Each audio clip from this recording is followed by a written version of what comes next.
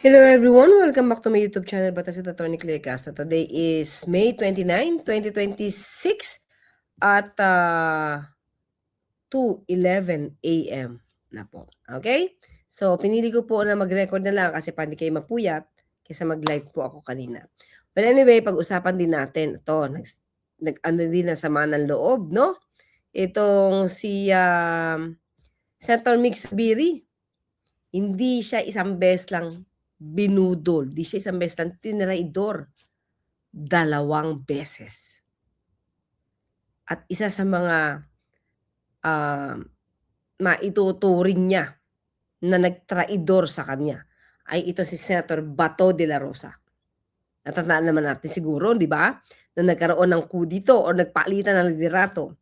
Ang nakalaban niya, at the time, ang binoto ay Senator Chis Escudero. Tapos, iyak-iyak pa to si Senator Bato. Buong akala, nito si Senator Mix Subiri ay siyang binoto ni Senator Bato.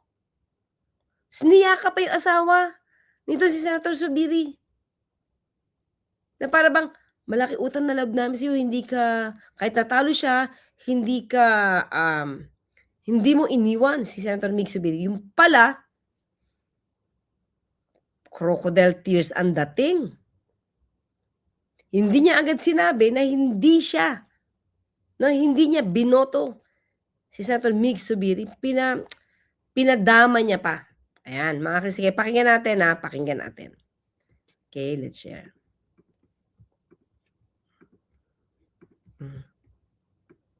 Ni Senator Mig Subiri sa 4 na miyembro ng bagong mayorya. Tinabla raw kasi siya ng mga kapwa senador not once but twice. Nagbabalik si Hannah T para sa detalye.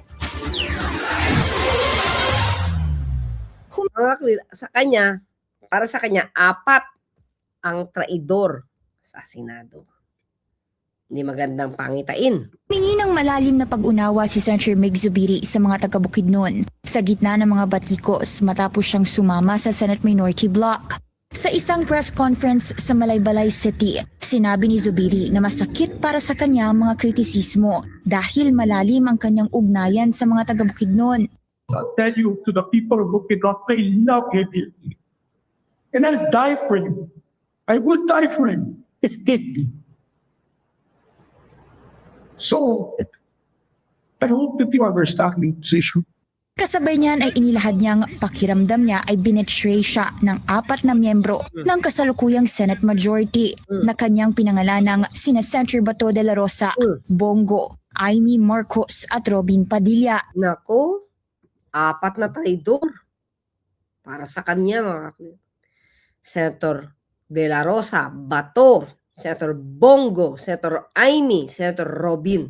Solid yan, mga clear. Solid DDS yan. Yang 4 na yan. No, yung solid. No? Solid. Duterte diehard, tama ba? Duterte diehard, Duterte supporter. No? Solid na maka-Duterte. Yung pa yung traidor. Clear. Yan, 4 na yan, no? Sige. Ayon kay Zubiri, 2 beses umano siyang tila tinalikuran. Una, nung mapatalsik siya bilang Senate President noong 2024. Pangalawa, nung simula ng 20th Congress, matapos umano siyang pangakuang muling susuportahan sa Senate Presidency, pero hindi rin natupad. Giit ni Zubiri, kaya niya raw makipagtrabaho sa mga hindi niya kapartido sa politika dahil may respeto at delikadeza pa rin dapat. Pero magkaiba raw ang kalaban sa politika at traidor. Yun, mga clear. Pwede naman kayo magkalaban. Di ba? Party yan eh. Sa lahat ng pagkakataon, kahit sa eskwelahan, kahit kayo ay magkaibigan, pero kayo pa rin magkakompetensya sa isang award, iba yung magkaibigan, iba yung magkaribal, iba yung magkalaban, pero iba yung traidor. Yung gusto niya sabihin, mga clear. At yun ang gusto niya ipaliwanag sa kanyang mga constituent na siya ay tinraidor. 4. At malamang yung mga kababayan niya Baka maka-Duterte, kaya kailangan protection din tong 4. Pero siya nagsasabi mismo, yung 4, traidor para sa kanya. Di ba? Binanggit pa niyang si De La Rosa na hindi pa matuntun sa ngayon bunsod ng ICC warrant ay isa sa mga nangakong susuporta sa kanya sa harap mismo ng mga tao sa Bukidnon. Pero pagkatapos ng botohan noong 2024, nalaman na lang daw ni Zubiri na ang parehong senador ay bumoto kay Senator Cheese Escudero na pinalitan siya noon bilang SP. Naging independent member si Zubiri na magkaroon ng kudeta noong May 11 kung saan naluklok bilang SP si Senator Alan Peter Cayetano. Kalaunay sumapi siya sa ngayoy solid 11 ng Bakit siya sumapi, mga kritik up natin to? Kasi natauhan siya. After nung gulo. Diba? Natauhan siya. Kaya sumanib siya sa minority. Kahit si Senator JV, sumanib sa minority. Diba? Mahirap talaga to, mga ka-clear. Kasi iniisip mo, pwede naman kasi sabihin na hindi siya iboboto. Mas maliwanag. Hindi yung pagtalikod mo, iba pala pinag-uusapan yung 4. Diba? Yung pinag-uusapan yung 4, mag-traidor. Diba? So, yun yung nasasaktan siya. Na hindi isang beses, 2 beses siyang tinraidor. Itong 4. Senator Bato, Senator Bongo, Senator Amy, at saka si Senator Robin Padilla. minorya. Kabilang din siya sa mga senador na nag-walk out sa plenaryo noong May 26 bilang pagtutol sa naging debate to divide the House pagdating sa kung dapat mang isalang ang panukalang payagan ang remote participation at online voting sa Senado. Para sa agenda, Hannah T. Mga ka-clear.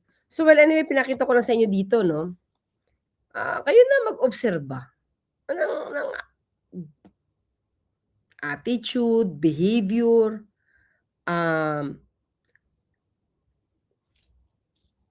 agenda, stance ng 4 na to. Diba? Kung di man sila makasarili na lumalabas, pinoproteksyon lang nila ang kaalyado nila. Parang ang dating sa paningin ni Senator Zubiri, pretending to be, diba? Pretending to be nationalistic, patriotic, pero hindi. Traidor eh. Yun ang sabi niya. Diba? So, well, anyway, siguro kasi politika to, wala siya magagawa sa ganyan. Kaya lang, siguro dapat maging honest na lang sa kanya. Kung di siya iboboto, di hindi siya iboto. Hindi yung pinaniwala ka sa isang bagay na kala mo okay na, yung pala, tatraidorin ka. Yun yung masakit doon, mga ka-clear. Diba? Yun yung masakit doon. Kaya, siguro, hindi maintindihan ng kanya mga kababayan dahil siguro ito ay maka-Duterte dahil bandang Visayas ang Bukidnon. So, kailangan niya ilahad. Di na siya pwedeng kumampi doon. Bakit? 2 beses nga siya tinraidor nung 4 na to. 2 beses, papayag ka pa ba na maniwala sa mga sabihin nila? Kung 2 beses ka na nga tinraidor. Di ba? 2 beses. Oh. Kaya dito, makikita natin na talagang mukhang may riff na, mga ka-clear, ang mga senador dito. Ang problema, maapektuhan yung trabaho nito eh. Kasi puro, sa akin, mga ka-clear, sa akin to, yung ginagawa ng pagdidebate dito para sa online meeting, online voting, it's more on pansarili. Diba? Or pang-iila na gustong iangat. Or for the impeachment trial ba to? Inahanda naman nila para sa impeachment trial? So, dapat maging malalim tayo dun, mga ka-clear. Diba? Kasi, hindi na natin ngayon alam kung ang mga kinikilos pa ng ibang mga senador dito para sa taong bayan. Diba? Kasi ito nga kaibigan na traidor eh. Paano pa yung hindi mga kilalang Pilipino? 'Di ba? So, siguro observe na lang tayo mga clear, observe na lang tayo kung ano mangyayari dito dahil nagkakatraidura na silang lahat. Hindi na natin alam kung saan tutungo ito at paano ito makakaapekto 'pag naman nagkagulo na naman mga clear at ang ekonomiya naapektuhan na naman, sisi na naman 'to naman sa Pangulo, yang gulo nila diyan. 'Di ba? Kayo yung gumagawa ng gulo diyan, eh. Pero lahat ng gulo diyan, magre-reflect na naman yan sa Pangulo. Kahit kayo yung may gawa. 'Di ba? So anyway mga klip, pinakita ko na sa inyo, no, kung papaano ba ang nangyari kay Senator Mig Zubiri at isiniwalat niya yung 4 na traidor. Senator Bato, Senator Bongo, Senator Amy, at Senator Robin Padilla. So ano pa ang aasahan natin sa 4 na traidor para sa bansa? Sana meron pa. Idasal natin yan mga klira, idasal natin yan na maging maayos pa. Siguro maiksi lang tong video na to mga klira kasi tignan lang natin kung ano ba yung damdamin ni Senator Mig Zubiri kung bakit from independent, kasi nung nagkaroon ng botohan mga clear na iluklok itong si Senator Alan Cayetano, hindi sila bumoto, independent sila, nag-abstain sila. Pero kalaunan nung nagising sa katotohanan ito si Senator Zubiri, ayon, sabi niya, magma-minority na siya.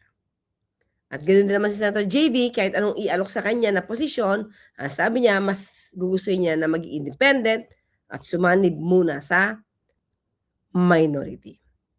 Okay mga ka-clear, hanggang dyan lang muna po tayo. O paano?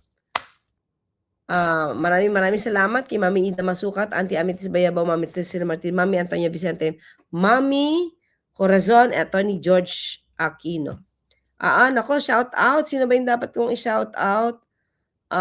Nako, si Ma'am si Ma'am Jill, si Ma'am G, at saka si Ma'am MJ ba yun? Ako, diba natatanungin ko para ibigay sa akin ng pangalan at babatiin ko kayo. Okay? So, paano mga ka-clear? See you again later. Bye-bye!